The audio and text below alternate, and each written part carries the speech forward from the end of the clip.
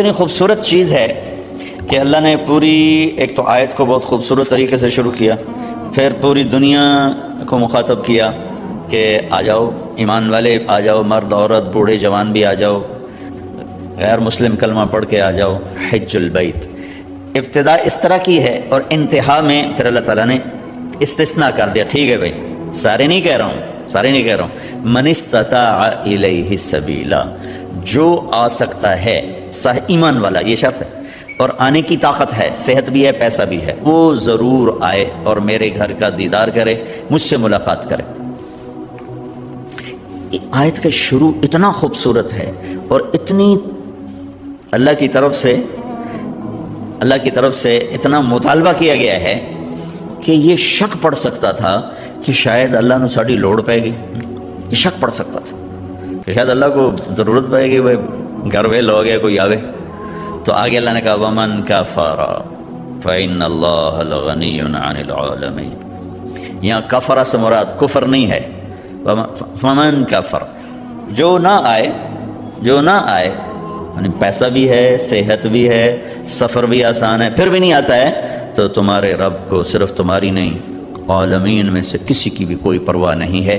اس آیت سے پچھلے مضمون کو صاف کیا کہ میں تمہیں محبت کی وجہ سے بلا رہا ہوں، کوئی ضرورت کی وجہ سے نہیں بلا رہا، میری محبت ہے، آؤ میرے گھر آؤ۔ اور ابراہیم علیہ السلام جیسی ہستی کو میزبان کر کے کھڑا کیا ہوئی آیت مجھے ہمیشہ حیران کر دیتی ہے کہ اللہ نے کہا اذن فی الناس بالحج، ابراہیم اعلان کر لوگوں کو کہہ کے آئیں، کہا یاتوک رجالا وعلی کل ضامر یاتین من کل فج عمیق۔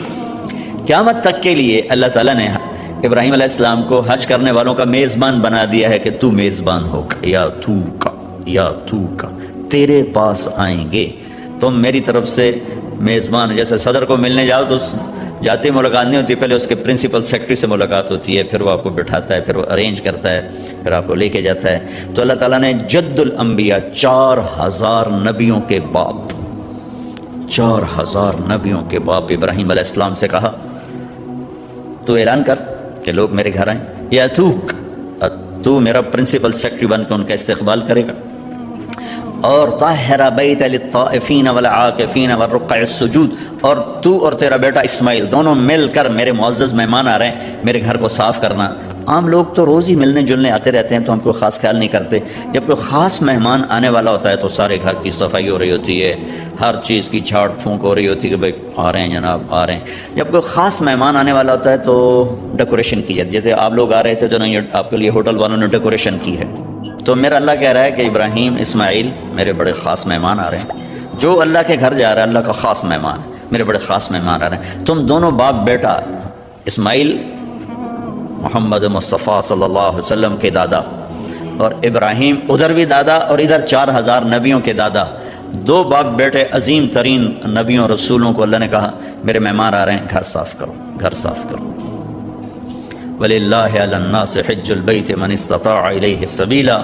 بہت خوبصورت آیت ہے حج کو فرض کرنے کے لیے، اور بہت خوبصورت آیت ہے حج کی تھکاوٹ کا علاج۔ یہ آیت ذہن میں ہوگی تو اب لوگ یہ ٹور والوں کو گالیاں نہیں دو گے، اللہ سے باتیں کرو گے کہ جب اللہ کی نسبت پر آدمی تھکتا ہے تو محبت بڑھتی ہے، دعا کی طاقت بڑھتی ہے، اور اللہ کی معرفت بڑھتی ہے، اور اللہ کی طرف سے محبت پیدا ہوتی ہے۔ ویسے بھی حج اپنی اصل میں اللہ کی ملاقات کا نام ہے، یہ تھوڑی سی ترتیب ہے، لا الہ الا اللہ محمد رسول اللہ، اس کو کلمہ معرفت کہتے ہیں، پہچان کہ میرے سفیرہ صاحب کی ملاقات ہوئی، پہچان ہو گئی، پہچان سے ایک مناسبت پیدا ہوتی ہے، یہ پہچان آگے تعلق میں تبدیل ہو، اس کے لیے دوسرا عمل ہے نماز، کہ نماز صلۃ بین العبد و ربہ، نماز بندے اور رب کے درمیان جوڑ پیدا کرتی ہے اور اس تعارف کو تعلق میں تبدیل کر دیتی ہے۔ تعلق سے اگلا درجہ ہے محبت، تو مال کا خرچ کرنا، جہاں مال لگتا ہے وہاں محبت پیدا ہو جاتی ہے۔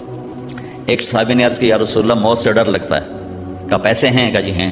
کہا خرچ کر لے کہ جہاں آدمی مال لگاتا ہے وہاں دل بھی لگ جاتا ہے، وہاں دل بھی لگ جاتا ہے۔ تو زکوٰۃ کیا کرتی ہے؟ وہ اس نماز والے تعلق کو محبت میں بدلتی ہے۔ محبت سے اگلا درجہ عشق، محبت تقسیم ہو جاتی ہے، عشق تقسیم نہیں ہوتا۔ محبت بچے سے بھی ہے، بیوی سے بھی ہے، ماں سے بھی ہے، باپ سے بھی ہے، بھائیوں سے بھی ہے، دوستوں سے بھی ہے، لیکن عشق ہوتا ہے جب ایسا کسی ایک سے تعلق کہ پھر سب سے کاٹ کے رکھ دے، اس کو عشق کہتے ہیں۔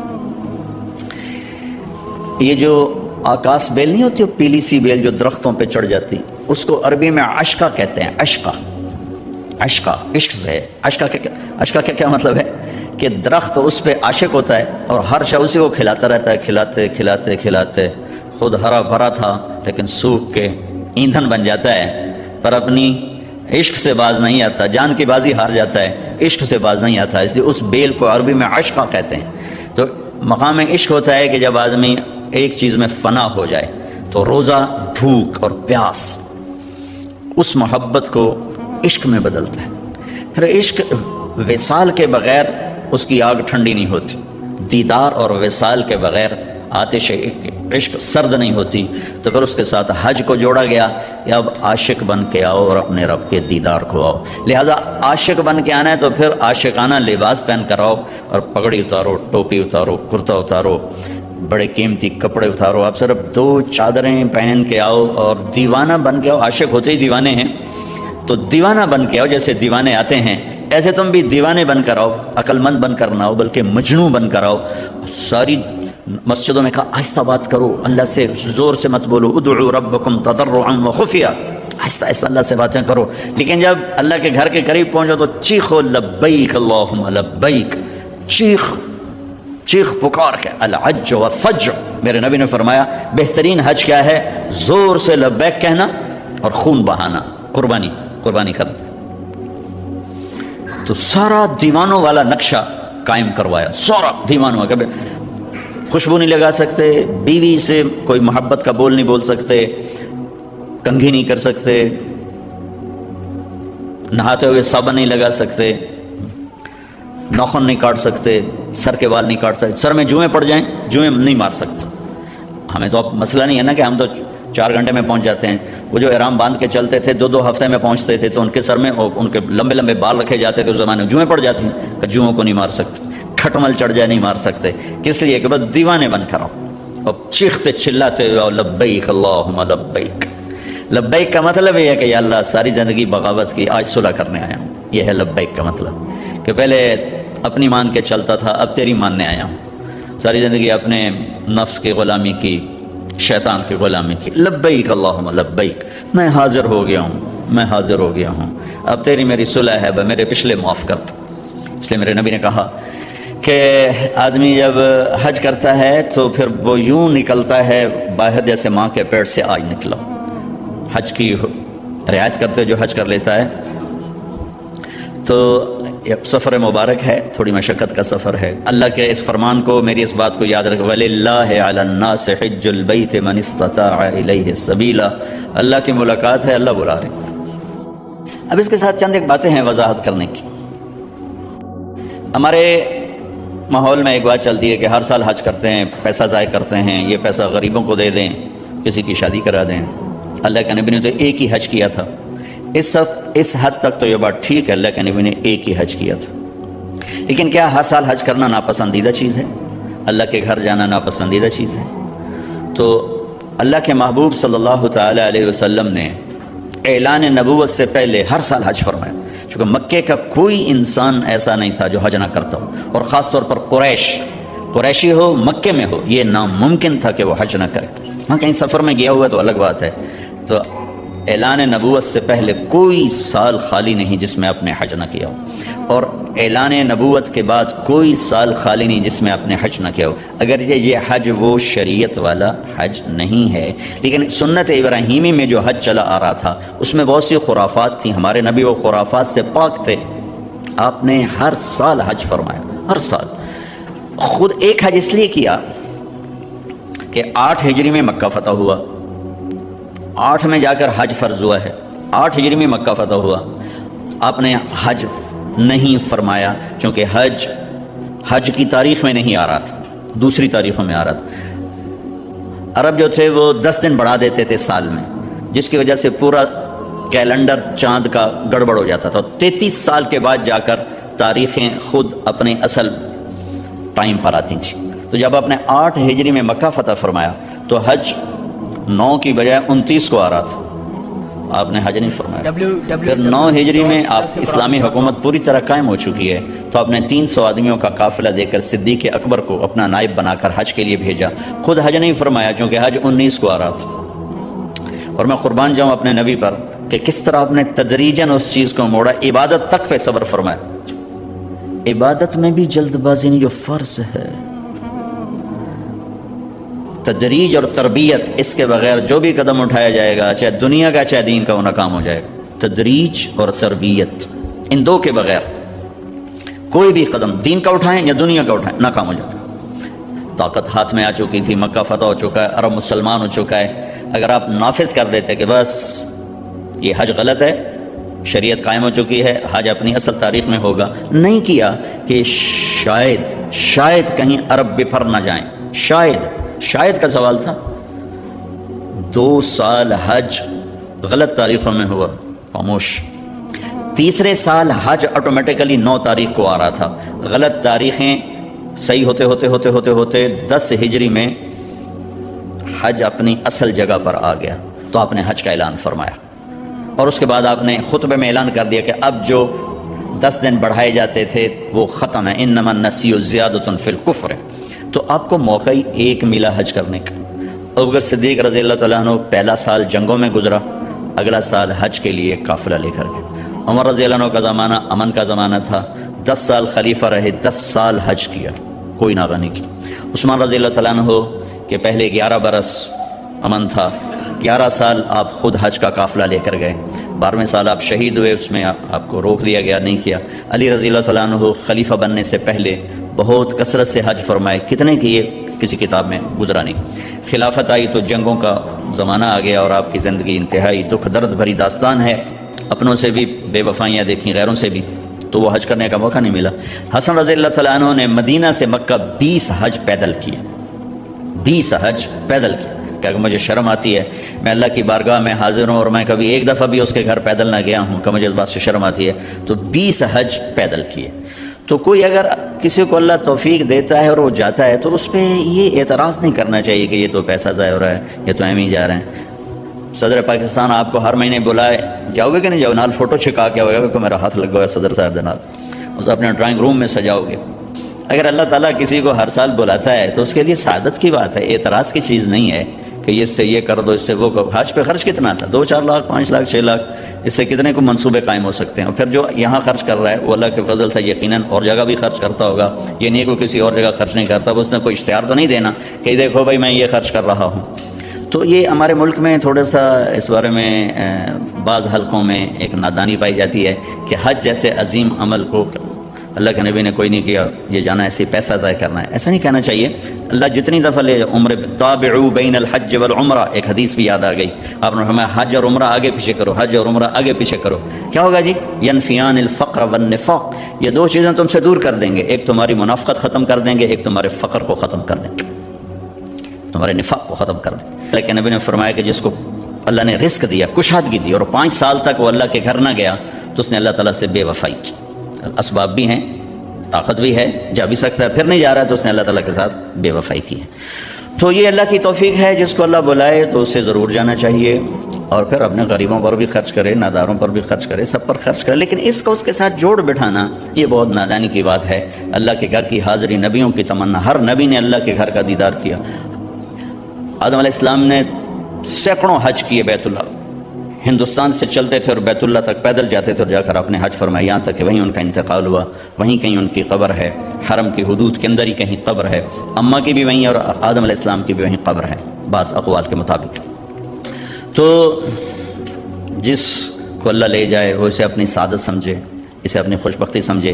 پھر حج کو اس کے ساتھ نہیں جوڑنا چاہیے کہ جو حج کر کے ہم دن تے چھریاں ہور وڈیاں کر لیں دن، تو باقیوں کے ہاتھ میں کون سے چھوٹی چھری، سارے بازار میں بڑے کاپے لے کے لوگ بیٹھے ہیں۔ جس نے حج کیا اس میں کوئی شک نہیں کہ حج کرنے والا حج نہ کرنے والا جب دکان پہ ہوتے ہیں تو دونوں کے پاس 2 دھار کا خنجر ہوتا ہے، اللہ سے ڈرتا ہے اور اپنی تجارت کو اپنی آخرت کا سبب بناتا ہے۔ ورنہ مجھے یہ دکھ درد اور گلہ ہے، اس میں حج کا کوئی مسئلہ نہیں، اس میں انسان بگڑا ہوا ہے۔ یا تو حج نہ کرنے والے سارے بہت بڑے دیانتدار ہوتے، ترازو ٹھیک ہوتے تو پھر وہ حج کو گلہ دیتا، لیکن یہاں تو حج کرنے والا غیر حج کرنے والا، میرا سارا بازار ہی جھوٹ پہ چلا گیا ہے، بددیانتی پہ ہے، انتہا درجے کے ظلم و ستم پر ہے، تو اس نماز کو دوش دینا یا حج کو دوش دینا، دیکھو جی نماز پڑھ کے یہ کر رہے ہیں، داڑھی رکھ کے یہ کر رہے ہیں، حج کر کے یہ کر رہے ہیں، تو اگر کوئی آدمی حج نہیں کیا ہوا تو اس کے لیے بھی تو بددیانتی اجازت تو نہیں. کوئی شیو کراتا ہے تو اس کے لیے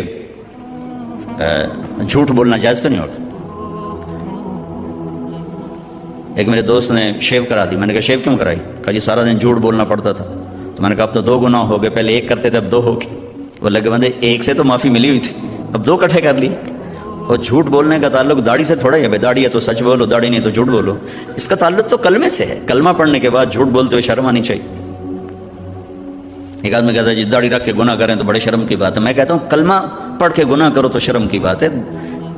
گناہ اور ثواب، جزا اور سزا، حلال اور حرام کا تعلق پگڑی سے نہیں، نماز سے نہیں، روزے سے نہیں، حج سے نہیں، داڑھی سے نہیں، کلمے سے ہے.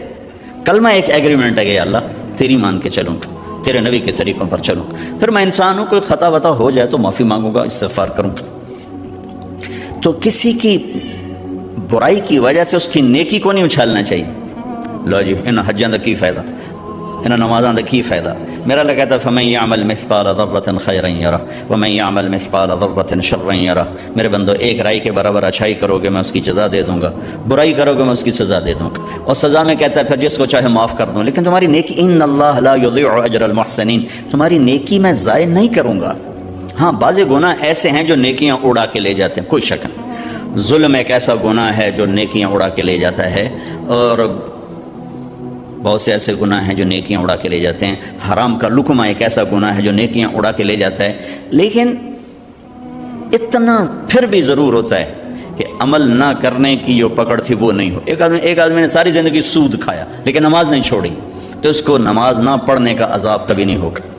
نماز پر جو کچھ ملنے والا ہے وہ تو نہیں ملے گا، لیکن نماز نہ پڑھنے کی پکڑ نہیں ہوگی، نہیں ہوگی.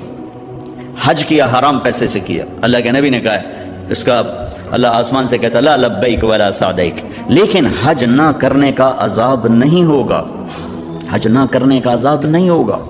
حرام پیسے سے روزہ رکھا اور افطار کیا، روزے کی حاضری لگ گئی، اجر نہیں ملے گا. حاضری لگ گئی، نماز کی حاضری لگ گئی، حج کی حاضری لگ گئی. یہ اللہ کی شان کریمی ہے. اور پھر پتہ نہیں یہ کب توبہ کر رہے ہو سارا معاف ہو جائے اور میں اعتراض کر کر اللہ کی نظروں سے گر جاؤں. میری بات غور سے سننا، جیسے آدمی زنا کر کے، شراب پی کے، سود کھا کے اللہ کی نظروں سے گرتا ہے، ایسے ہی لوگوں پر اعتراض کر کے اور انہیں حقیر سمجھ کے آدمی اللہ کی نظروں سے گرتا ہے. کسی پر اعتراض، کسی کی حقارت، کسی کی برائی، یہ کوئی آدمی ہے، یہ کوئی مرد ہے، یہ کوئی انسان ہے، یہ کوئی عورت ہے، یہ جملے نہ بولا کرو بھائیو. تجھے کیوں فکر ہے اے گل دلے صد چاک بلبل کی، اپنے پیرہن کے چاک تو پہلے رفو کر لے. ہمارے استاد صاحب فرمایا کرتے تھے، جن سے میں نے تفسیر پڑھی، دھن رے دھنیے اپنی دھن، پرائی دھنی کا پاپ نہ پن، تیری روئی میں 4 بنولے سب سے پہلے ان کو چن. دھن رے دھنیے اپنی دھن، پرانی اردو ہے، بہرحال مطلوب اس کا یہ ہے کہ تیرے اپنے اندر 4 بڑے بڑے عیب ہیں، تو انہیں ڈھونڈتا رہے، صاف کرتا رہے. تو اوروں کے عیب نہ دیکھا کر، تو اوروں کی کمیاں نہ دیکھا کر. تو اگر اپنے عیب دیکھے گا تو تمہیں وقت ہی نہیں، فرصت ہی نہیں ہے کسی اور کے عیب دیکھنے کی. تیرے اندر 4 بڑی برائیاں ہیں، حسد ہے، کبر ہے، بغض ہے، ریا ہے، عجب ہے. یہ تیرے اندر 4 بڑی چیزیں ہیں، ان کو صاف کرتا رہے تو تجھے اوروں کے عیب دیکھنے کی فرصت ہی کوئی نہیں. تو بھائیو، کسی کے گناہ کی وجہ سے اس کی نیکی کو دوش نہیں دینا چاہیے. پتہ نہیں اس کی نیکی اللہ تعالیٰ قبول فرما کے اس کا گناہ معاف کر دے، یا کسی وقت توبہ کرے اس کا گناہ معاف ہو جائے اور وہ جنت میں چلا جائے. میں پکڑا جاؤں، میں تو ٹھیکیدار تھا اوروں کی برائیاں پکڑنے کا. تو اوروں پر تنقید کرنا، اوروں کو حقیر سمجھنا، اسی طرح توبہ کی ضرورت ہے جیسے سود سے توبہ کی ضرورت ہے، جوئے سے توبہ کی ضرورت ہے، جھوٹ سے توبہ کی ضرورت ہے، ایسے اس سے بھی توبہ کی ضرورت ہے. ہمارے نبی پاک کا میں تھوڑا سا آپ کو مختصر خاکہ حج کا بتا دیتا ہوں.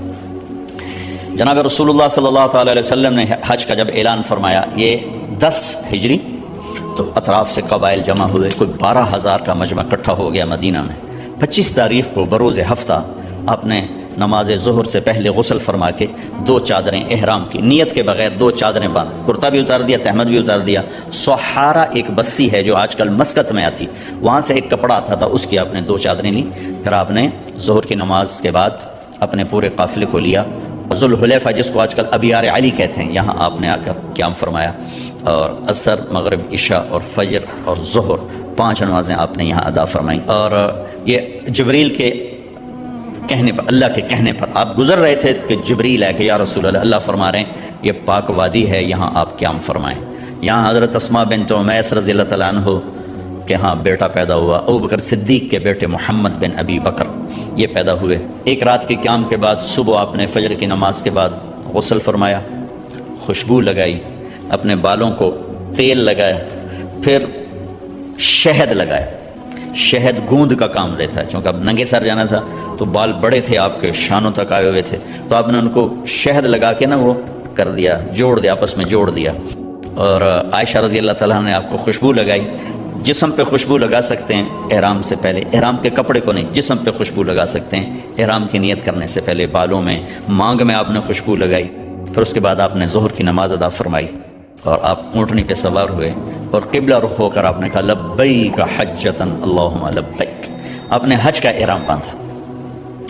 تو جبریل آئے کہ یا رسول اللہ، اللہ تعالیٰ فرما رہے ہیں عمرے کو شامل فرمائیں، عمرہ اور حج قران۔ حج کی 3 قسمیں، ایک حج افراد کہ ایک آدمی پہلے دن حج ہی کا احرام باندھتا ہے، ایک ہے حج قران کہ ایک آدمی پہلے دن عمرے اور حج کا اکٹھا احرام باندھتا ہے، ایک ہے حج تمتع کہ ایک آدمی عمرے کا احرام پہلے باندھتا ہے اور عمرہ کر کے فارغ ہو جاتا ہے، احرام اتار دیتا ہے، پھر حج سے پہلے احرام باندھتا ہے حج کا، یہ حج تمتع ہے۔ ہمارے نبی نے شروع کیا افراد سے، تو اس پر امام مالک کا قول یہ ہے کہ حج افراد افضل ہے۔ پھر اللہ کے حکم سے کیا حج قران، تو امام ابو حنیفہ رحمۃ اللہ علیہ کا قول ہے کہ حج قران سب سے افضل ہے۔ مکے پہنچ کر آپ نے فرمایا کہ مجھے خیال نہ رہا، اگر مجھے پہلے خیال آتا تو میں قران نہ کرتا، میں تمتع کرتا۔ اللہ کی منشا تھی کہ حج اور عمرہ اکٹھا ہو، قران ضروری نہیں تھا، حج اور عمرہ اکٹھا تھا، ایک بدعت کا ازالہ تھا۔ عرب حج کے مہینے میں عمرہ کرنا برا سمجھتے تھے، اس کو دور کرنا تھا۔ تو مکے پہنچ کے فرمایا کہ اگر مجھے پہلے خیال آ جاتا جو آج میں دے، اب میں دے، لو استقبلت من امری مستدبرت، تو میں تمتع کرتا۔ تو امام شافعی اور امام احمد بن حنبل اس قول کو لے کر فرماتے ہیں کہ حج تمتع افضل ہے۔ اس لحاظ سے تینوں ہی افضل ہیں، اور اصل افضل وہ ہے کہ حج کیفیت کا نام ہے، جس کی جتنی اعلیٰ کیفیت ہوگی اس کا حج افضل ہوگا، وہ افراد ہے، وہ تمتع ہے، وہ قران ہے، باقی تو ظاہری اعمال ہیں، جو کیفیت بنا لے گا اس کا حج سب سے افضل ہوگا۔ حج کی 3 قسمیں، ایک حج افراد کہ ایک آدمی پہلے دن حج ہی کا احرام باندھتا ہے، ایک ہے حج قران کہ ایک آدمی پہلے دن عمرے اور حج کا اکٹھا احرام باندھتا ہے، ایک ہے حج تمتع کہ ایک آدمی عمرے کا احرام پہلے باندھتا ہے اور عمرہ کر کے فارغ ہو جاتا ہے، احرام اتار دیتا ہے، پھر حج سے پہلے احرام باندھتا ہے حج کا، یہ حج تمتع ہے۔ ہمارے نبی نے شروع کیا افراد سے، تو اس پر امام مالک کا قول یہ ہے کہ حج افراد افضل ہے۔ پھر اللہ کے حکم سے کیا حج قران، تو امام ابو حنیفہ رحمۃ اللہ علیہ کا قول ہے کہ حج قران سب سے افضل ہے۔ مکے پہنچ کر آپ نے فرمایا کہ مجھے خیال نہ رہا، اگر مجھے پہلے خیال آتا تو میں قران نہ کرتا، میں تمتع کرتا۔ اللہ کی منشا تھی کہ حج اور عمرہ اکٹھا ہو، قران ضروری نہیں تھا، حج اور عمرہ اکٹھا تھا، ایک بدعت کا ازالہ تھا۔ عرب حج کے مہینے میں عمرہ کرنا برا سمجھتے تھے، اس کو دور کرنا تھا۔ تو مکے پہنچ کے فرمایا کہ اگر مجھے پہلے خیال آ جاتا جو آج میں دے، اب میں دے، لو استقبلت من امری مستدبرت، تو میں تمتع کرتا۔ تو امام شافعی اور امام احمد بن حنبل اس قول کو لے کر فرماتے ہیں کہ حج تمتع افضل ہے۔ اس لحاظ سے تینوں ہی افضل ہیں، اور اصل افضل وہ ہے کہ حج کیفیت کا نام ہے، جس کی جتنی اعلیٰ کیفیت ہوگی اس کا حج افضل ہوگا، وہ افراد ہے، وہ تمتع ہے، وہ قران ہے، باقی تو ظاہری اعمال ہیں، جو کیفیت بنا لے گا اس کا حج سب سے افضل ہوگا، چاہے وہ افراد ہو چاہے وہ قران ہو۔ وہاں سے آپ چلے، آپ کے ساتھ کوئی 12,000 کا مجمع تھا، اور آپ ملل میں آپ نے قیام فرمایا۔ ملل سے نکلے روحا میں پہنچے۔ روحا میں کنواں ہے، وہاں میں گیا ہوں، وہاں کا پانی بھی پیا ہے۔ وہاں 70 نبیوں نے قیام کیا ہے حج کے دوران، حج پر جاتے اور آتے ہوئے وہاں وہاں آپ نے بھی قیام فرمایا، رات بھی ٹھہرے، اور اب انہوں نے وہ ایک موٹر لگا دی جس سے پانی باہر نکل آتا ہے سعودی گورنمنٹ نے۔ روحا سے چل کر آپ افایا پہنچے، افایا سے عرج پہنچے، عرج سے ابوا پہنچے۔ ابوا پہنچے تو سامنے بستی تھی جہاں آپ کے سارے انتظام کیے گئے تھے رہائش کے، اور یہ قافلہ 12,000 کا اب 60-70,000 کا ہو چکا تھا۔ تو ابوا میں آپ کی والدہ کی قبر ہے، حضرت آمنہ رضی اللہ تعالیٰ عنہ کی قبر مبارک ہے۔ تو آپ سڑک سے یوں ہٹ گئے، اندر پہاڑوں میں چلے گئے۔ تو اکثر مجمع تو نیا تھا، انہیں نہیں سمجھ میں آیا کہ اللہ کے نبی اندر کہاں جا رہے ہیں۔ چند ایک کو پتہ تھا کہ آپ کہاں جا رہے ہیں، تو آپ چلتے چلتے چلتے چلتے چلتے ایک جگہ اپنے اونٹنی کو بٹھایا، کوئی وہ 70-80 فٹ اونچا پہاڑ ہے۔ سن 2000 میں اللہ نے مجھے بھی موقع دیا، میں نے قبر کی زیارت کی، تو وہاں سے آپ اوپر چڑھے۔ یہ اپریل کا مہینہ تھا اور ماں کی قبر کے سرانے تشریف لائے، اور یوں اپنے گھٹنے اٹھائے اور ہاتھ یہاں رکھے اور سر یہاں دیا، یہ پوزیشن بنائی جیسے چھوٹے بچے بناتے، اور پھر جوں سرہانے بیٹھ کے رونا شروع کیا۔ گھنٹوں گزر گئے، اٹھنے کا نام نہیں لیا۔ صدمہ تو چند دنوں بعد بھول جاتا۔ میں اب اپنی ماں کے یاد میں رونا بھی چاہوں تو رونا نہیں آتا، اپنے باپ کی یاد میں رونا بھی چاہوں تو رونا نہیں آتا۔ اور میرے نبی کو 57 برس گزر چکے تھے ماں کے گئے ہوئے، 6 برس کی عمر تھی جب آپ یہاں سے گزر رہے تھے۔ والد کی وفات کے بعد حضرت آمنہ گئی نہیں تھی مدینہ، تو ہمارے نبی 6 برس کے ہوئے تو انہوں نے حضرت عبد المطلب سے اجازت دی کہ میں خامد کی قبر پہ جانا چاہتا ہوں، تو انہیں اجازت دے دی۔ تو یہ ماں بیٹا اور ایک خادمہ ام ایمن، یہ 3 افراد کا قافلہ مدینے پہنچا۔ 1 مہینہ آپ نے وہاں قیام کیا، وادی عقیق میں، وہیں آپ نے 6 برس کی عمر میں تیرنا بھی سیکھا۔ وہاں سے یہ واپس آ رہے ہیں، ابوا کے قریب پہنچے ہیں۔ ابوا بستی وہاں سے 10 میل دور ہے میرے خیال کے مطابق، جو میں نے کیلکولیٹ کیا۔ تو وہاں اچانک موت کا وار ہوا ہے، جس سے مجھے لگتا ہے جیسے ہارٹ اٹیک ہوا ہوگا، ہارٹ اٹیک ہوا، اچانک موت کا وار ہوا۔ اور وہ جیسے اللہ نے کروڑوں اربوں سال پہلے وہ جگہ طے کر رکھی تھی، وہ اوپر پہاڑ، ایسے سارے پہاڑ تو یوں ہیں لیکن وہ پہاڑ اوپر جا کے ایسے فلیٹ ہے، جیسے چوکور ایک فرش بنا ہوا تھا۔ وہاں یہ دردناک کہانی کا اینڈ ہوا ہے۔ اور حضرت آمنہ 25 برس کی عمر تھی، بولا نہیں جا رہا تھا اور بار بار ایسے پہلو بدل رہی تھی۔ اس سے مجھے اندازہ ہوتا ہے کہ شاید ہارٹ اٹیک ہوا ہوگا۔ آخری لفظ بولا کہ کل حی میت و کل جدید بال وقد ولدت طہرا۔ وہ جنگل میں 6 سال کے بچے کو چھوڑتے ہوئے مرنا اور 6 سال کے بچے کا جنگل میں ماں کو مرتے دیکھنا، اس خوبصورت ہوٹل میں آپ کیسے جان سکتے ہیں وہ اس جگہ کا درد جو میں نے اپنی آنکھوں سے دیکھا۔ اور میں ہزاروں دفعہ یہ قصہ سنا چکا ہوں، ہر دفعہ میرا آنسو بے قابو ہو جاتا ہے کہ میں وہاں پہنچ جاتا ہوں۔ زندگی سوری سفروں میں گزر گئی، ایسا سفر زندگی میں کبھی نہیں کیا، نہ وہ کیفیت نصیب ہوئی۔ بیت اللہ کے اندر 2 دفعہ گیا ہوں، لیکن جو کیفیت حضرت آمنہ کی قبر پر تھی، اور جو اس وقت چونکہ میں نے تھوڑی تاریخ پڑھی تھی تو میں وہ ان دھندلکوں میں اللہ کے نبی کا تڑپنا دیکھ رہا تھا، کیسے اب ماما کہہ رہے تھے، اور پہ چاروں طرف ایسے کالے پہاڑ ہیں، خوف آتا۔ 1400 سال پہلے وہاں کیا ہوگا، میں تو سن 2000 میں گیا تھا تو خوف آتا تھا، کسی گائیڈ کے بغیر آپ جا بھی نہیں سکتے۔ اوہو بیٹا، ہر زندہ نے مرنا ہے اور ہر جوانی نے ڈھلنا ہے۔ مجھے لگتا ہے تیری ماں کا وقت آ چکا ہے، اور میں نے ایک بچہ جنا ہے جو ایک دن سارے عالم کو روشن کرے گا، سارے عالم کو پاک کرے گا۔ جیسے ماتھے کو پڑھ لیا ہوگا کیا یہ بچہ آگے کیا ہے، کیا ہونے والا ہے، اور کیا شاید پتھر جوڑ کے دفن کر دیا، یا کوئی گزرے ہوں گے ان سے مدد لی ہوگی۔ یہ عقدہ آج تک حل نہیں ہوا کہ کس نے وہاں مدد کی ان کو وہاں دفن کرنے میں، کوئی راہ گورا گزرے یا کیا ہوا اللہ جانے، کوئی کتاب سے کوئی مدد نہیں ملی۔ نیچے اترے تو آپ ہمارے نبی نے پھر دوڑ لگائی اور اوپر چڑھ گئے۔ میرے نبی نے کہا جب تم پہ صدمے آئے تو میرے صدمے یاد کرنا، تمہارے اپنے غم بڑے ہلکے ہو جائیں گے۔ تو آپ پھر بھاگ کے اوپر چڑھے۔ آپ اس بچے کا تصور کرو جس نے باپ دیکھا نہیں اور ماں ایک جنگل میں مری ہو، کوئی آسرا سہارا نہیں۔ جب ام ایمن اوپر پہنچی ہیں تو ایک دردناک منظر تھا۔ اللہ کے نبی ماں کی قبر کو چمٹ کر یوں اوپر لیٹے ہوئے، قبر کو پتھروں کو ایسے ہی چمٹے ہوئے تھے۔ ام ایمن قریب آئی تو آپ سنا، آپ کہہ رہے تھے ماں جی آپ کو تو خبر تھی آپ کے سوا میرا کوئی نہ تھا، آپ مجھے چھوڑ کے کہاں چلی گئی۔ اوہ ہو، ام ایمن نے اٹھانا چاہا، انکار کر دیا، کھینچ کے نیچے لائیں، کھینچ کے۔ اور مکے تک کا راستہ یہ معصوم روتے روتے گزرا، روتے روتے تو وہ 57 سال پرانا درد ابھی زخم بھرا نہیں. آپ اس پوزیشن میں بیٹھے اور اتنا روئے کہ سارا رواں آپ کا آنکھ بن کے رو رہا تھا. وہ ساری داڑھی آپ کی آنسوں سے تر ہو گئی اور آپ نے آگے جانے سے انکار کر دیا کہ میں آج رات اپنی ماں کے پاس ٹھہروں گا. اللہ اکبر. آگے نہیں گئے, وہیں رات گزاری. حالانکہ وہاں تو میں دیکھ کر آیا, وہاں تو 10 آدمیوں کی جگہ نہیں, وہاں 60-70 ہزار آدمی ساتھ.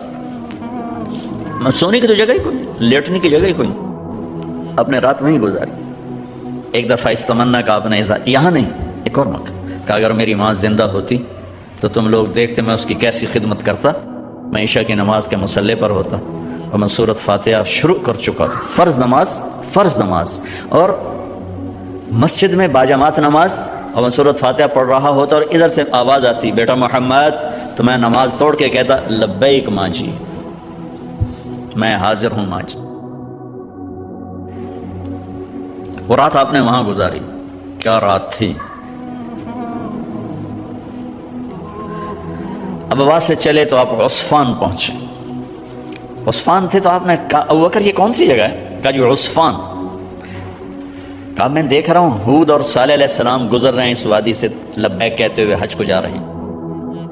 عصفان سے آپ مرہ زہران پہنچے, پھر وہاں سے آپ صرف پہنچے.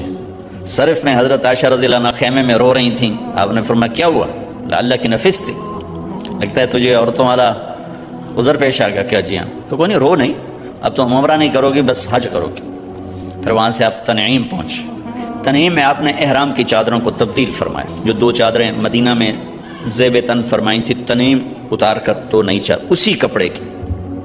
پھر مکہ کے ٹاپ سے آپ انٹر ہوئے اور بیر زی طوا کے کنویں پر آ کر آپ نے قیام فرمایا. یہ ہے اتوار کی رات. 25 کو چلے اور 4 کی رات کو, یہ مہینہ 29 کا تھا, تو 4 کی رات کو آپ مکے پہنچ گئے. اتوار کو صبح آپ نے غسل کیا, خالی پانی بہایا اور عمرہ کے لیے تشریف لے گئے. تو صفا مروہ کی طرف سے آپ پہنچے. باب بنی شیبہ کے سامنے آپ نے اونٹنی کو بٹھایا تو بنو ہاشم خاندان کے بچے آ گئے.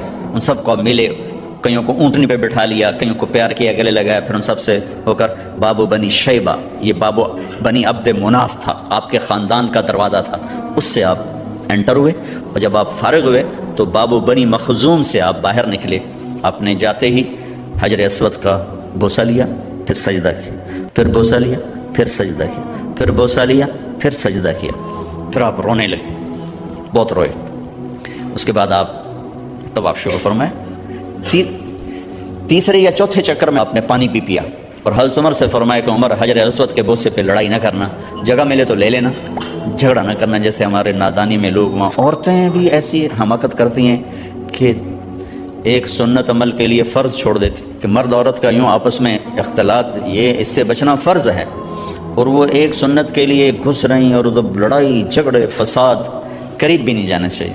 اللہ کے نبی نے استلام کیا, جب رش ہو گیا تو آپ کے پاس ایک لکڑی تھی, وہ دور سے یوں لکڑی کو لگا کر اور اس کا بوسہ لے لے. پہلا آپ نے بوسہ لیا, اس کے بعد رش ہو گیا, تو پھر آپ نے ہر دفعہ بوسہ, ایک دفعہ بوسہ لیا, اس کے بعد آپ کے پاس ایک لکڑی تھی, اس لکڑی کو آپ یوں چھوتے تھے حجر اسود کو اور اس کا بوسہ لے لیتے تھے. بوسہ صرف ایک دفعہ. پھر جب آپ نے 2 نفل پڑھ لیے اور تشریف لے گئے صفا مروہ کے لیے, تو پھر بیت الحجر اسود کا بوسہ لیا اور آپ نے جا کر صفا مروہ پہ 7 چکر پورے کیے. بعض روایت میں ہے کہ 3 چکر پیدل کیے, پھر مجمع زیادہ ہو گیا تو 4 اونٹنی پر بیٹھ کر گیا تاکہ لوگ دیکھ لیں. اس کے بعد آپ نے اعلان فرمایا کہ بھئی جن کے پاس قربانی کا جانور نہیں ہے وہ احرام کھول دو. تو صحابہ نے کہا یا رسول اللہ آپ کھولیں, تو آپ نے فرمایا کہ میرے پاس قربانی کا جانور ہے, ابو بکر کے پاس, عمر, زبید, طلحہ یہ نہیں کھولیں گے جو کہ ان کے پاس بھی قربانی کا جانور ہے, باقی جن کے پاس نہیں کھول دو. تو سب نے کھول دی اور حج افراد بھی تمتع بن گیا, حج قران بھی تمتع بن گیا. اب نہیں ہو سکتا, اب جو نیت کریں گے وہی کرنی پڑے گی, لیکن اللہ کے نبی کا خاص حکم تھا تو سب کا حج تمتع بن گیا. اتوار, پیر, منگل, بدھ 4 دن آپ وہاں ٹھہرے. ان 4 دنوں میں آپ بیت اللہ تشریف نہیں لائے, طواف بھی نہیں کیا. کسی نہیں کیا کہ میرے آنے سے لوگوں کو تکلیف ہوگی, رش بڑھے گا. تو لوگوں کو تکلیف سے بچانے کے لیے نفل عبادت چھوڑنا میرے نبی کا طریقہ. ہم نفل پڑھنے کے لیے لوگوں کی جئی تئی پھیر کے رکھ دیتے. ایک کسی بزرگ سے کسی نے پوچھا کبھی آپ کی تہجد قضا ہوئی؟ کہنے لگے زندگی میں 1 دفعہ ہوئی. وہ کیسے ہوگی؟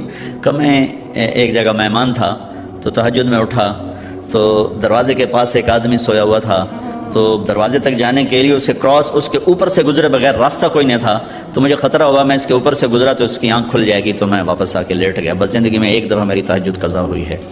تو ہم لوگ نوافل کے لیے لوگوں کو اذیت میں ڈال دیتے، اور میرے نبی نے طواف جیسا عمل، طواف کے ہر قدم پہ 70,000 نیکی لکھی جاتی، طواف جیسا عمل نہیں کیا کہ میں جاؤں گا رش بڑھے گا لوگوں کو تکلیف ہوگی۔ صرف بدھ کو گئے، ظہر کی نماز پڑھی اور حج کا طریقہ بتایا۔ پھر جمعرات کو آپ نے اپنے قافلے کو لے کر، یہ اب قافلہ کوئی 1 لاکھ کے قریب ہو چکا تھا، آپ مینا تشریف لے گئے، مسجد خیف، وہاں آپ کا خیمہ لگا، وہاں آپ نے 5 نمازیں ادا فرمائیں، یہ جمعرات کا دن تھا، اور 5 نمازوں کے علاوہ وہاں کوئی اور عمل آپ نے نہیں فرمایا۔ اور جمعے کی صبح پھر آپ نے فجر کے بعد ہی عرفہ کی طرف سفر شروع فرمایا، اور جبریل نے آ کر کہا یا رسول اللہ، اللہ کہہ رہے ہیں لبیک، زور سے کہیں، زور سے لبیک کہیں۔ تو آپ بھی اور صحابہ بھی زور زور سے لبیک کہہ رہے تھے۔ پھر وہاں آپ کے لیے سرخ رنگ کا چمڑا، اس کا خیمہ لگایا گیا تھا، وہاں جاتے ہی آپ نے بیٹھ گئے، آرام کیا زوال تک۔ اس کے بعد آپ نے اٹھ کے غسل فرمایا، پھر بلال سے پوچھا زوال کا وقت ہو گیا؟ کہا جی ہو گیا۔ پھر آپ تشریف لائے اور آپ نے خطبہ دیا۔ اس کے جو بڑے بڑے عنوان ہیں وہ میں دہرا دیتا ہوں۔ 10 تاریخ کو خطبہ دیا، 11 کو دیا، 9 کو دیا، 9، 10، 11، 3 دن آپ نے تقریر فرمائی، ایک ہی تقریر ہے، تینوں دن ایک ہی تقریر ہے، تھوڑی کمی بیشی کے ساتھ، اور ہر تقریر کو آپ نے یہاں سے شروع کیا کہ لوگوں جیسے یہ بیت اللہ قابل احترام ہے، یہ دن قابل احترام ہے، یہ مہینہ قابل احترام ہے، تمہارے جان، تمہارے مال، تمہاری عزت ایک دوسرے کے لیے قابل احترام ہے، کسی کی جان کے دشمن نہ بننا، کسی کے مال کے دشمن نہ بننا، کسی کی عزت اور آبرو کے دشمن نہ بننا، حقوق العباد پر ہی یہ سارا خطبہ مشتمل ہے، عبادات کا اس میں کوئی ذکر نہیں آیا ہے۔ دوسرا ارشاد فرمایا کہ آپس کی لڑائیاں میں نے بند کر دی ہیں، اور سب سے پہلے میں اپنے خاندان کی لڑائی ختم کرتا ہوں۔ آپ کے تایا کے پوتے ربیہ بن ایاس بن حارث بن عبد المطلب کو حذیل نے قتل کیا تھا، فرمایا میں یہ خون معاف کرتا ہوں، آج کے بعد تمہاری جاہلیت کی لڑائیاں میرے پیروں تلے دفن ہوگی۔ پھر فرمایا آج کے بعد میں سود کو ختم کرتا ہوں، یہ میرے پیروں تلے دفن ہو گیا، کسی نے نہیں دینا، کسی نے نہیں لینا، تمہارے لیے تمہارا اصل مال ہے، سود میں نے حرام کر دیا ہے، اور سب سے پہلے میں اپنے چچا عباس کا سود ختم کرتا ہوں۔ عباس رضی اللہ عنہ پورا بینک تھے، پورا بینک، ان کا سود اتنا تھا جیسے آج کل کے بینکوں کا سود ہے، اتنا بڑا سود کا نظام تھا۔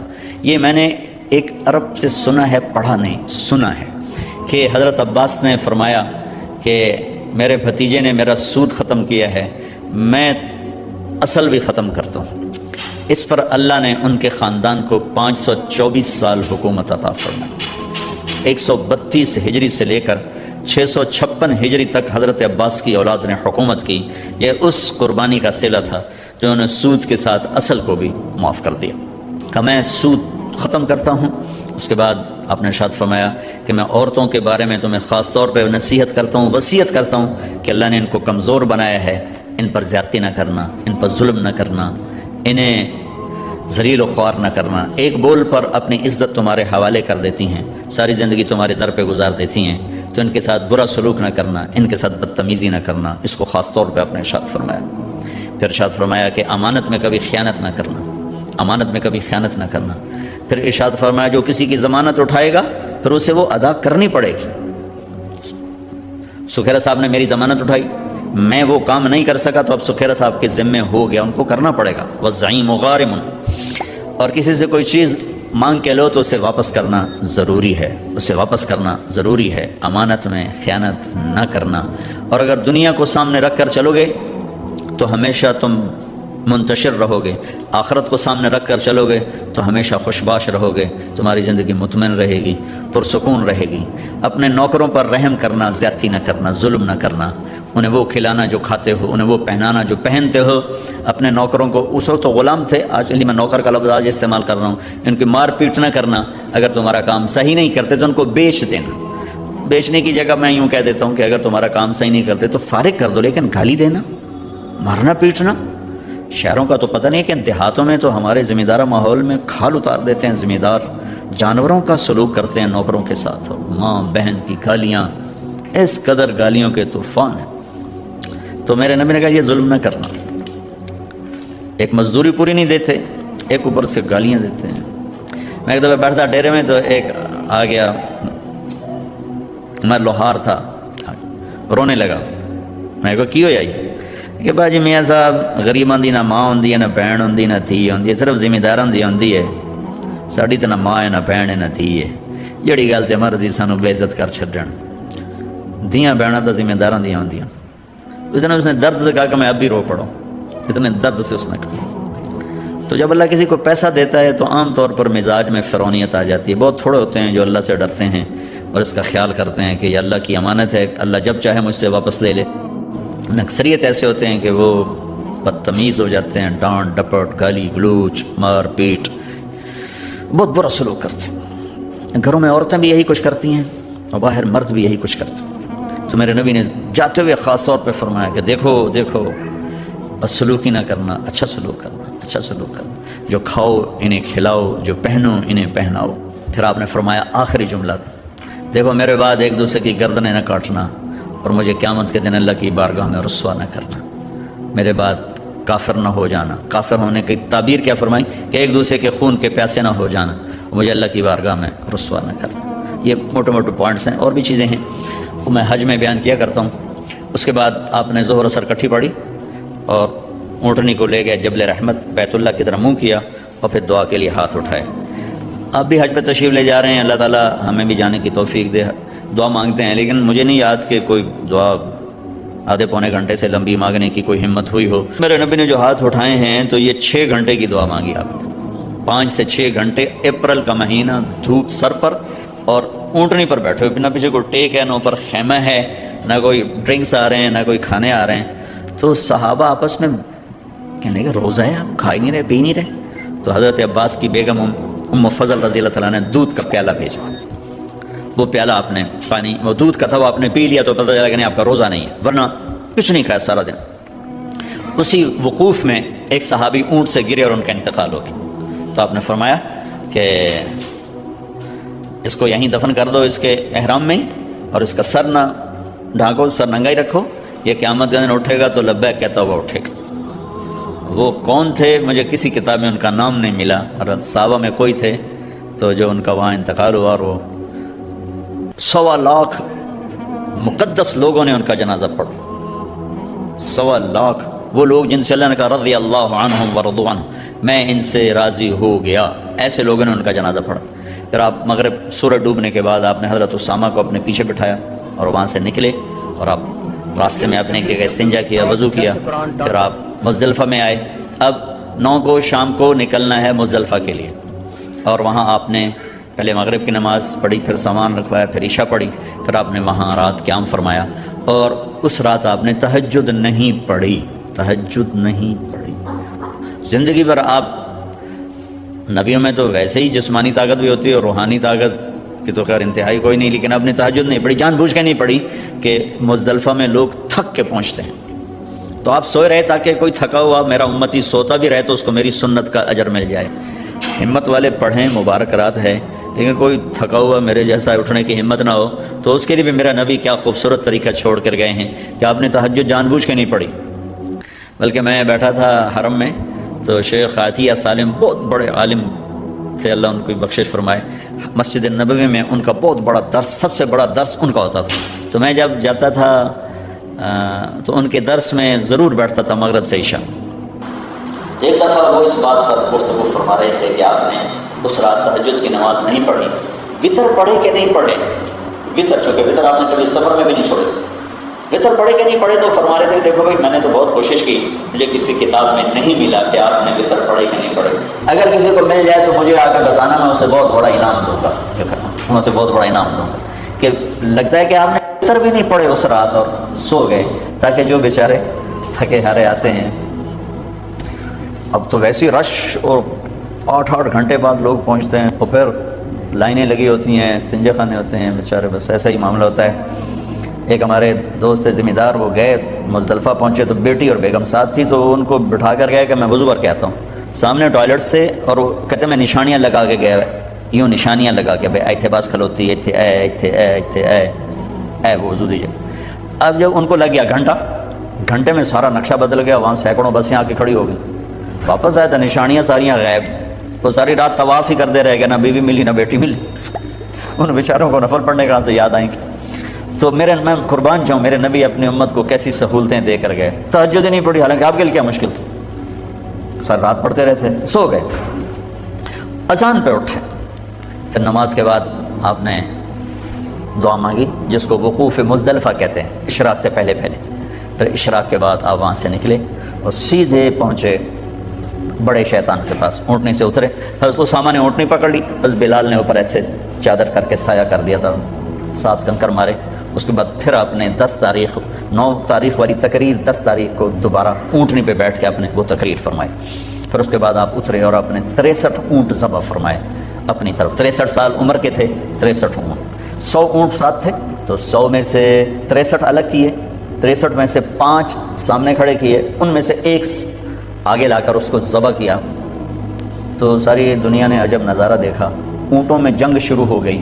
ہر اونٹ آگے بڑھ کے ذبح ہونے کے لیے زور لگا رہا تھا. ہر ایک کی تمنا تھی کہ میں ذبح ہو جاؤں اللہ کے نبی کے ہاتھوں. جب تک آپ نے برچھا نہیں پھینکا اونٹوں میں یہ جنگ جاری رہی.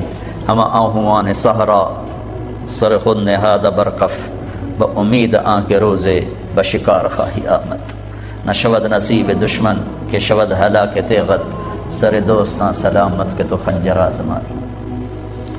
جب آپ نے پھینک دیا برچھا تو پھر اونٹ کھڑے ہوئے سیدھے. اور آپ نے کہا علی ایک گوشت کا ٹکڑا لے لو اور دیگ پہ چڑھا دو، اور باقی سب سے کہو جو لے جانا چاہے لے جاؤ. اور گوشت بنانے والے جو کسائی ہیں، گوشت بنانے کی مزدوری گوشت میں سے نہ دینا، میرے پاس آنا، میں اپنی طرف سے دوں گا. 63 اونٹ تو یہ ہوئے، اور بیگمات کے لیے ایک گائے ذبح کروائی، الگ سے ایک گائے ذبح کروائی. اس کے بعد پھر آپ نے معمر بن عبداللہ رضی اللہ عنہ کو بلایا. یہ مکہ کے تھے، ان کے سامنے بیٹھے، سر کے بال منڈائے.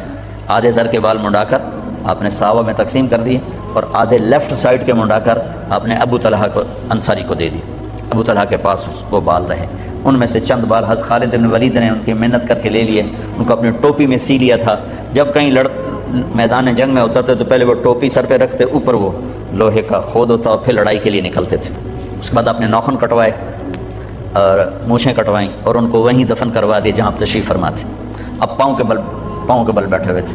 پھر اس کے بعد آپ نے غسل کیا، کپڑے بدلے، خوشبو لگائی، پھر کھانا پکنے کا انتظار کیا. جب وہ تیار ہو گیا تو آپ نے گوشت بھی کھایا، شوربہ بھی پیا. حضرت علی بھی آپ کے ساتھ کھانے میں شریک تھے. پھر آپ نے معاویہ رضی اللہ عنہ کو اپنی اونٹنی پہ بٹھایا. اس سارے سفر میں قصوا اونٹنی پر آپ سوار تھے. اب آپ نے اونٹنی تبدیل کی اور جدعا اونٹنی منگوائی، اس پر سوار ہوئے، مکہ تشریف لے گئے، جا کے طواف زیارت کی. یہ طواف آپ نے کیا اونٹنی پر بیٹھ کر، چونکہ رش بہت تھا، اور وہ دور سے استلام فرما رہے تھے، دور سے وہ لکڑی کے ساتھ یوں کر رہے تھے.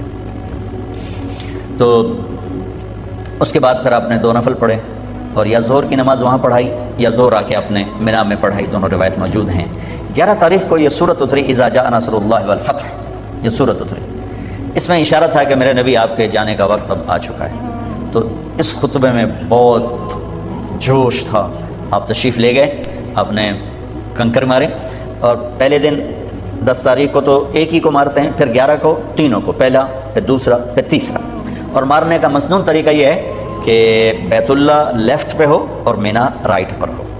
یہ مسنون طریقہ ہے. لیکن اب چونکہ رش ہے تو جدھر سے بھی جگہ ملے وہی مسنون ہے. امام ابو حنیفہ رحمۃ اللہ علیہ سے شخص نے کہا جی نہر میں نہاتے ہوئے میرا منہ قبلے کی طرف ہو یا میری پیٹھ قبلے کی طرف. وہ کہنے لگے بھائی نہر میں نہاتے ہوئے تیرا منہ کپڑوں کی طرف ہو، کہیں کوئی چور اٹھا کے نہ لے جائے. تو آج کل کنکری مارتے ہوئے یہ نہ دیکھو قبلہ کی طرف مینا کی طرف، یہ دیکھو راہ کتوں بتائے جتھو راہ لبے اتھو بڑھ جاؤ. تو خیر اللہ آل سعود کو جزائے خیر دے، جو انہوں نے خدمت کر دی ہے حرم کی، پچھلے 14 صدی میں ایسی کسی نے نہیں کی. اب جس وقت بھی چلے جائیں موقع آسانی سے مل جاتا ہے کنکری مارنے کا. تو آپ نے 10 تاریخ کو تو ایک ہی کو کنکر مارے تھے، پھر جب 11 کو گئے تو پہلے کنکر مار کے پھر آپ نے دعا مانگی. یہ دعا تھی کوئی پونے گھنٹے کی دعا مانگی آپ. پھر دوسرے کو مارے، پھر پونے گھنٹے کی دعا کی، پھر تیسرے کو مارے، پھر دعا نہیں کی. یہاں دعا کیوں نہیں کی؟ کہ یہاں جگہ تنگ تھی، اور پھر وہی بات آ گئی کہ تنگ جگہ کی وجہ سے کھڑے ہونے پر رش اور دھکم پیل، تو آپ نے دعا چھوڑ دی، عمل چھوڑ دیا، اپنے ساتھیوں کو تکلیف سے بچایا، پھر اونٹنی پر سوار ہوئے، اور چونکہ یہ آیت آ چکی، یہ صورت آ چکی تھی اذا جاء نصر اللہ والفتح، تو اس میں اشارہ تھا کہ اب آپ کے جانے کا وقت قریب ہے۔ تو یہاں جو آپ نے خطبہ شروع کیا ہے اس کا ابتدا بہت دردناک ہے، اور آپ کی آواز میں اتنا جوش پیدا ہو گیا۔ پہلے جتنے آپ نے خطبے دیے اس میں آگے کھڑے ہوتے تھے بتانے والے، ترجمان اور مکبر، جیسے تکبیر کہتے ہیں نماز میں رش زیادہ ہو، تو آپ کا عرفات کا خطبہ بھی مکبر کھڑے تھے جو کہہ رہے تھے اللہ کا نبی یوں فرما رہے ہیں، اللہ کا نبی نے یہ فرمایا، ربیہ یہ کہو، ربیہ یہ کہو۔ لیکن 11 تاریخ کے خطبے میں مینا کی لمبائی 4 میل ہے، تو آپ بالکل آخری شیطان کے بعد جو شروع میں ہے وہاں سے آپ بیان کر رہے تھے، اور 4 میل دور تک آپ کی آواز جا رہی تھی، اور قریب کھڑے ہوئے، خیموں میں بیٹھے ہوئے، پہاڑ پہ چڑھے ہوئے، مزدلفہ کے بارڈر پر بیٹھے ہوئے سب لوگ آپ کی بات کو اس طرح سن رہے تھے جیسے آپ میری بات کو سن رہے ہیں۔ اور اس کی ابتدا یہاں سے فرمائی ایھا الناس عسیٰ اللہ تلقونی بعد عامی ھذا، لوگوں یہ میری تمہاری آخری ملاقات ہے، آج کے بعد میری تمہاری ملاقات کبھی نہیں ہو سکے گی۔ یہاں سے شروع، باقی سارا خطبہ وہی ہے جو میں نے آپ کو پہلے عرض کیا ہے۔ عرفات مزدلفہ میں آپ نے آدھی رات کے بعد مستورات کو جانے کی اجازت دے دی، تو آپ کی بیگمات میں حضرت سودا چلی گئی، حضرت ام حبیبہ چلی گئیں، حضرت ام سلمہ چلی گئیں، اور صحابہ کی بیگمات میں حضرت ابوبکر کی بیگم اسماء بنت ابی عمیس وہ تشریف لے گئیں، اور باقی غیر معروف، یہ معروف تھیں تو ان کے نام حدیث میں موجود ہیں، باقی غیر معروف یعنی آدھی رات کے بعد کمزور لوگ، بیمار لوگ، مستورات والے لوگ، چاہے وہ جوان صحت مند بھی ہوں، تو اپنی مستورات کو لے کر 12 بجے کے بعد وہ وہاں سے نکل سکتے ہیں مینا کے لیے۔ لیکن آپ نے کہہ دیا کہ دیکھو کنکریاں فجر طلوع صبح صادق کے بعد ہی مارنا، صبح صادق کے بعد۔ لیکن ام حبیبہ رضی اللہ تعالیٰ نے جاتے ہوئے ٹکا دیں، تو آپ نے ان کو دہرانے کا حکم نہیں دیا کہ بھائی تو دہرا، تیری کنکری نہیں ہوئی، دوبارہ کر، یہ آپ نے نہیں فرمایا۔ تو لگتا ہے کوئی گنجائش ہوگی اس میں، بہرحال میں مسائل میں نہیں پڑھتا جو کہ مسائل میں اختلاف ہے، تو یہ اہل فتویٰ کا کام ہے۔ اس کے بعد 12 تاریخ کو آپ نے اجازت دے دی، جو جانا چاہیں چلے جائیں کنکری مار کے، تو لوگ کنکری مار کے جاتے رہے، نکلتے رہے، لیکن زیادہ لوگ آپ کے ساتھ ہی رہے۔ پھر آپ 12 کو زوال کے بعد تشریف لے گئے، اسی طرح تینوں شیطان کو کنکری مار کر 2 پر دعا مانگی، پونا گھنٹہ، تیسرے پر ایسے ہی آ گئے۔ پھر 13 کی زوال کے بعد آپ نے یہ تینوں کنکریاں اونٹنی پر بیٹھ کر ہی آپ نے رمی فرمائی، اور وہاں سے خیف و بنی کنانہ تشریف لے گئے۔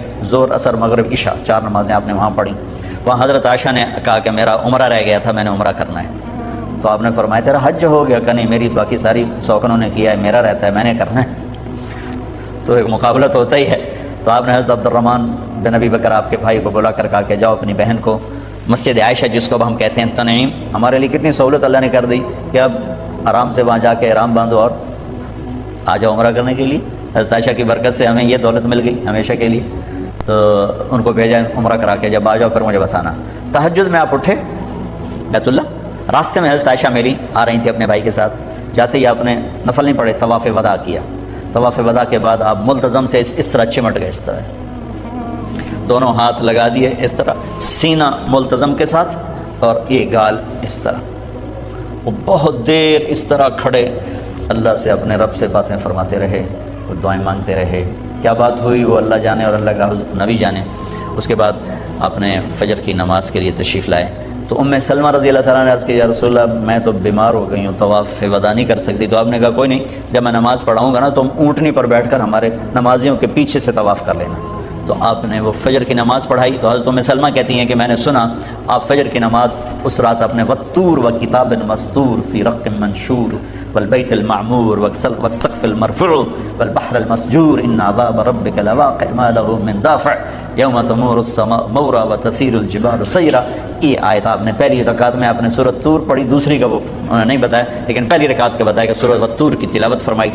اس کے بعد آپ نے زمزم کا پانی بھروایا۔ کسی نے کہا جی حضرت صفیہ کا تو مینسز آ گئے، کہو یہ تو ہمیں روک دے گی۔ پھر آپ نے کہا اس نے طواف زیارت کر لیا؟ ہاں جی کر لیا۔ کہ کوئی نہیں، طواف وداع چھوڑ دے، کوئی بات۔ پھر اس کے بعد آپ نے سب کو الوداع کیا اور آپ خود مدینہ کے روانہ ہوئے۔ 11 تاریخ کو یہ سورت اتری اذا جاء نصر اللہ والفتح، یہ سورت اتری۔ اس میں اشارہ تھا کہ میرے نبی آپ کے جانے کا وقت اب آ چکا ہے۔ تو اس خطبے میں بہت جوش تھا۔ آپ تشریف لے گئے، آپ نے کنکر مارے، اور پہلے دن 10 تاریخ کو تو ایک ہی کو مارتے ہیں، پھر 11 کو تینوں کو، پہلا پھر دوسرا پھر تیسرا۔ اور مارنے کا مسنون طریقہ یہ ہے کہ بیت اللہ لیفٹ پہ ہو اور مینا رائٹ پر ہو، یہ مسنون طریقہ ہے، لیکن اب چونکہ رش ہے تو جدھر سے بھی جگہ ملے وہی مسنون ہے۔ امام ابو حنیفہ رحمۃ اللہ علیہ سے شخص نے کہا جی نہر میں نہاتے ہوئے میرا منہ قبلے کی طرف ہو یا میری پیٹھ قبلے کی طرف؟ وہ کہنے لگے بھائی نہر میں نہاتے ہوئے تیرا منہ کپڑوں کی طرف ہو، کہیں کوئی چور اٹھا کے نہ لے جائے۔ تو آج کل کنکری مارتے ہوئے یہ نہ دیکھو قبلہ کی طرح مینا کی طرح، یہ دیکھو راہ کتھوں لبتا ہے، جتھوں راہ دبے اتھوں بڑھ جاؤ۔ تو خیر اللہ آل سعود کو جزائے خیر دے، جو انہوں نے خدمت کر دی ہے حرم کی، پچھلے 14 صدی میں ایسی کسی نے نہیں کی۔ اب جس وقت بھی چلے جائیں موقع آسانی سے مل جاتا ہے کنکری مارنے کا۔ تو آپ نے 10 تاریخ کو تو ایک ہی کو کنکر مارے تھے، پھر جب 11 کو گئے تو پہلے کنکر مار کے پھر آپ نے دعا مانگی۔ یہ دعا تھی کوئی پونے گھنٹے کی دعا مانگی آپ نے، پھر دوسرے کو مارے پھر پونے گھنٹے کی دعا کی، پھر تیسرے کو مارے پھر دعا نہیں کی۔ یہاں دعا کیوں نہیں کی؟ کہ یہاں جگہ تنگ تھی، اور پھر وہی بات آ گئی کہ تنگ جگہ کی وجہ سے کھڑے ہونے پر رش اور دھکم پیل، تو آپ نے دعا چھوڑ دی، عمل چھوڑ دیا، اپنے ساتھیوں کو تکلیف سے بچایا، پھر اونٹنے پر سوار ہوئے۔ اور چونکہ یہ آیت آ چکی، یہ صورت آ چکی تھی اذا جاء نصر اللہ والفتح، تو اس میں اشارہ تھا کہ اب آپ کے جانے کا وقت قریب ہے۔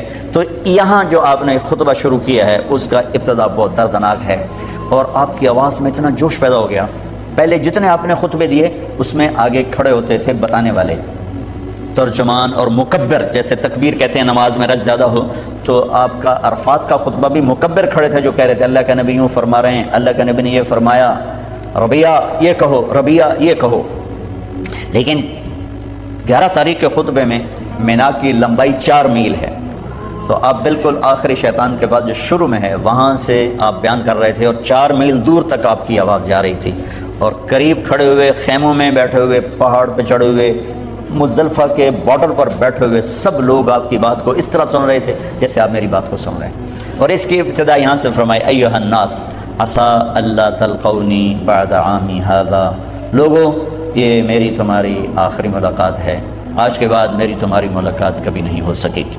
یہاں سے شروع کر باقی سارا خطبہ وہی ہے جو میں نے آپ کو پہلے عرض کیا ہے۔ عرفات مزدلفہ میں آپ نے آدھی رات کے بعد مستورات کو جانے کی اجازت دے دی، تو آپ کی بیگمات میں حضرت سودا چلی گئی، حضرت ام حبیبہ چلی گئی، حضرت ام سلمہ چلی گئی، اور صحابہ کی بیگمات میں حضرت ابوبکر کی بیگم اسماء بنت ابی عمیس وہ تشریف لے گئیں، اور باقی غیر معروف، یہ معروف تھیں تو ان کے نام حدیث میں موجود ہیں، باقی غیر معروف یعنی آدھی رات کے بعد کمزور لوگ، بیمار لوگ، مستورات والے لوگ، چاہے وہ جوان صحت مند بھی ہوں، تو اپنی مستورات کو لے کر 12 بجے کے بعد وہ وہاں سے نکل سکتے ہیں مینا کے لیے۔ لیکن آپ نے یہ کہہ دیا کہ دیکھو کنکریاں فجر طلوع صبح صادق کے بعد ہی مارنا، صبح صادق کے بعد۔ لیکن ام حبیبہ رضی اللہ تعالیٰ نے جاتے ہوئے ٹکا دیں، تو آپ نے ان کو دہرانے کا حکم نہیں دیا کہ بھئی تو دہرا، تیری کنکری نہیں ہوئی، دوبارہ کر، یہ آپ نے نہیں فرمایا۔ تو لگتا ہے کوئی گنجائش ہوگی اس میں، بہرحال میں مسائل میں نہیں پڑھتا جو کہ مسائل میں اختلاف ہے، تو یہ اہل فتویٰ کا کام ہے۔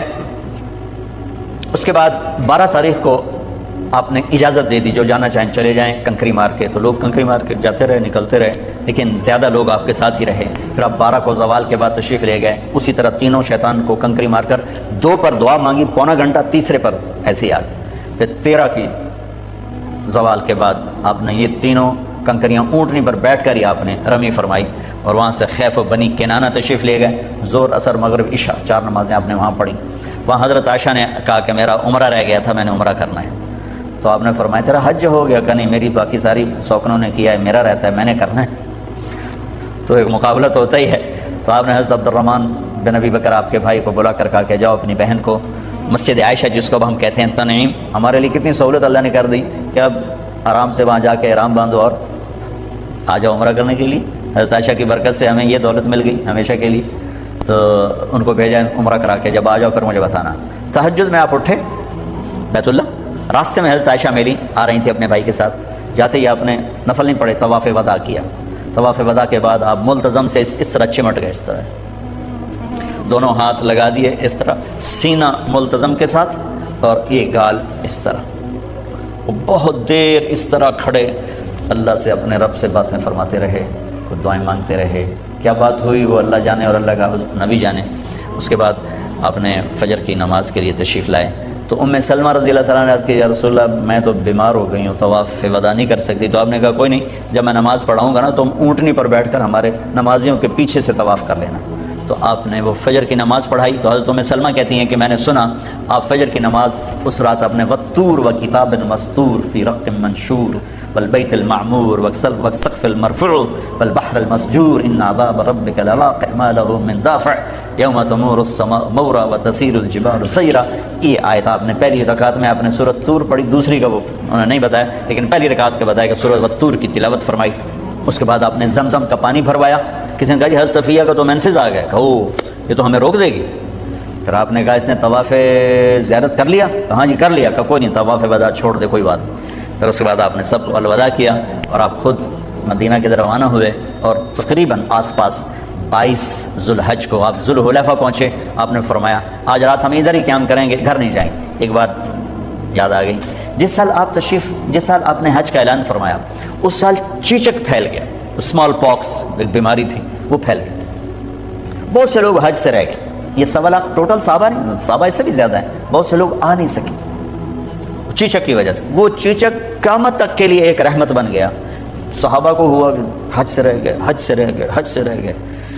تو آپ نے کہا رمضان میں عمرہ کرنا میرے ساتھ حج کے برابر ہو گیا. یہ اس چیچک کا صلہ ملا، اس بیماری کا صلہ ملا کہ ان کی دل جوئی تھی اور قیامت تک کے لیے ہمارے مزے کروا دیے کہ رمضان عمرۃ فی رمضان تعدل حجۃ معی، رمضان میں عمرہ کرنا میرے ساتھ حج کرنے کے برابر ہے. تو ہمارے لیے بھی موج کر دی. اس لیے ماشاءاللہ رمضان میں جو رش ہوتا ہے وہ حج سے کم نہیں ہوتا ہے، بلکہ 27 کی رات کا رش تو حج سے بھی زیادہ ہو جاتا ہے. 6 کلومیٹر تک صفیں لگی ہوتی ہیں ماشاءاللہ، اور ایسے 29 کی رات کا بھی یہی حال ہوتا ہے. تو ذوالحلیفہ آپ نے رات گزاری اور صبح مدینہ کو چلے تو سامنے احد پہاڑ تھا. ھذا جبل یحبنا ونحبہ، کہ یہ وہ پہاڑ ہے جو مجھ سے پیار کرتا ہے اور میں اس سے پیار کرتا ہوں.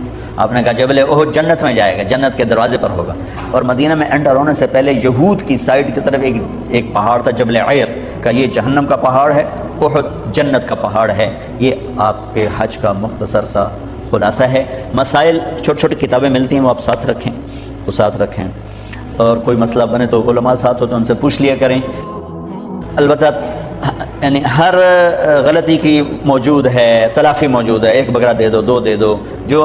جن کو اللہ نے وسعت دی ہے قربانی کھل کے کرو. میرے نبی نے 63 اونٹ ذبح کیے، 63 اونٹ، اور ایک اونٹ میں 7 آدمیوں کا حصہ ہوتا ہے، 7 آدمیوں کا حصہ ہوتا ہے. تو کوئی 450 کے قریب سب آپ نے ایک ہستی نے قربانیاں کی اور اس کا گوشت تقسیم کیا. اس کا مطلب ہے کہ اللہ نے جس کو رزق دیا ہے وہ وہاں خرچ کرے اور لوگوں کو کھلائے، تو اللہ کو بہت انتہائی پسندیدہ ہے. تو چند بنیادی چیزیں ہیں. میں آخری بات آپ سے عرض کر رہا ہوں، جو حج کی بنیاد ہے اس کی تلافی کوئی نہیں ہے. کنکریاں آگے پیچھے ہو گئیں، بکرا دے دو. بال مڈانے آگے پیچھے ہو گئے، بکرا دے دو. ناخن کاٹ لیے، بکرا دے دو. خوشبو لگا لی، بکرا دے دو، کوئی مسئلہ نہیں. لیکن حج کی پہلی بنیاد ہے جو حضرت آدم نے رکھی، وہ ہے توبہ. توبہ کر کے نہیں آئے تو ان سارے بکرے وڑ چھڈو، تلافی کوئی نہیں. حج کا مقصود توبہ ہے، جس کی بنیاد اماں اور ابا نے رکھی. آدم اور حوا عرفات میں بیٹھ کر کہا ربنا ظلمنا انفسنا وان لم تغفر لنا وترحمنا لنکونن من الخاسرین، کہ یا اللہ بس ہمیں معاف کر دے. تو ہر مرد عورت جو عرفات کی وادی میں قدم رکھتا ہے اس کے لیے اللہ کی طرف سے اعلان ہے میرے بندے توبہ کرنے آنا ہے، حاضری لمامر نامی توبہ کرانا. اور اللہ کیا کہہ رہا ہے اس دن؟ فرشتوں سے کہتا ہے میرے دیکھ لو میرے فرشتوں، آج میرے بندے آئے ہیں، آج میرے بندے اور بندیاں آ رہے ہیں. اللہ کہتا ہے آج اتنے گناہ لے کے آؤ جتنے بارش کے قطرے، اتنے گناہ لے کے آؤ جتنے درختوں کے پتے، اتنے گناہ لے کے آؤ جتنے ریت کے ذرے، اتنے گناہ لے کے آؤ جتنے جب سے ٹائم شروع ہوا ہے اس میں پیدا ہونے والے دن اور رات، اتنے لے کر آؤ. اور یہاں بیٹھ کر مجھ سے کہو توبہ، تو میں سارے معاف کر کے تمہیں واپس بھیجوں گا، ایک بھی تمہارے ذمہ نہیں چھوڑوں گا. تو آپ سب بھائی بہنوں سے گزارش ہے کہ ہم توبہ کرنے جائیں. توبہ کا مطلب ہے واپس آ جانا، لفظی مطلب ہے واپس آ جانا. یا اللہ پہلے اور راہوں پر تھے، اب تیری راہوں پہ واپس آ گئے.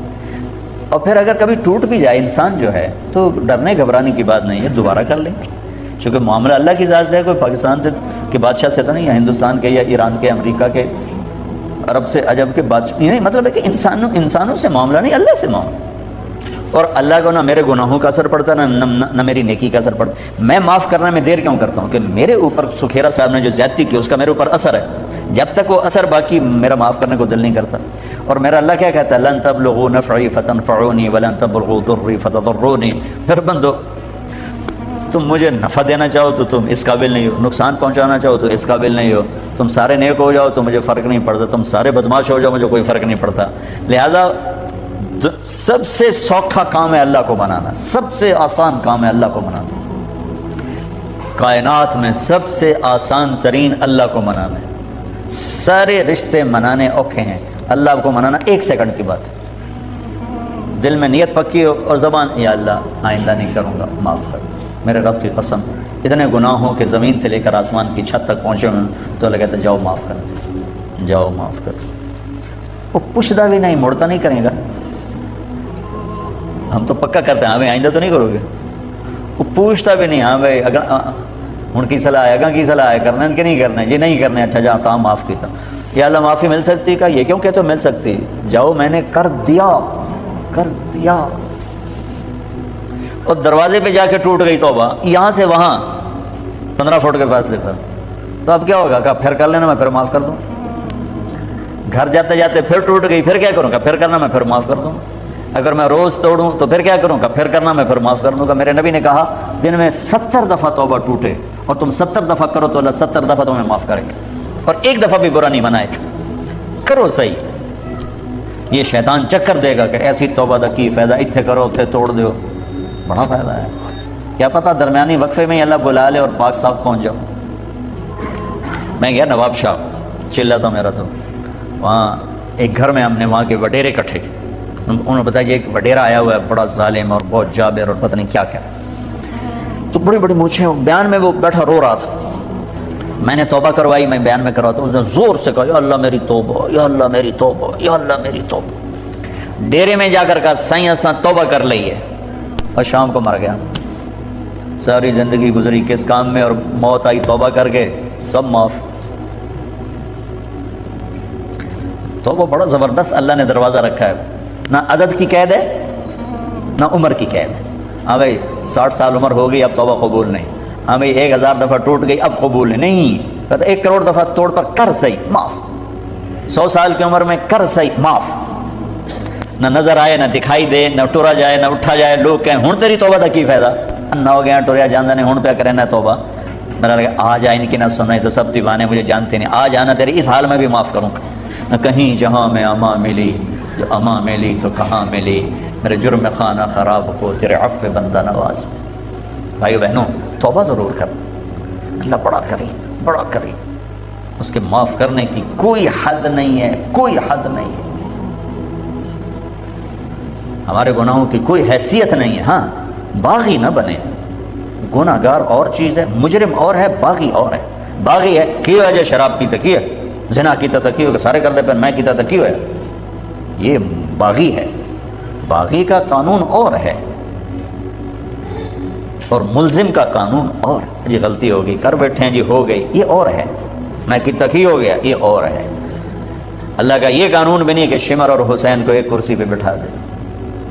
کربلا میں سر کٹانے والے اور ایمان کے سودے کرنے والے اگر ایک ہی جگہ پر بیٹھ جائیں تو پھر تو ساری شریعت کو آگ لگا دو.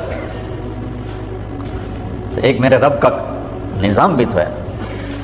اگر رات کو ناچنے والی اور رات کو رونے والی کو اس نے ایک کر دینا ہے تو اتنی بڑی شریعت کیوں اتاری؟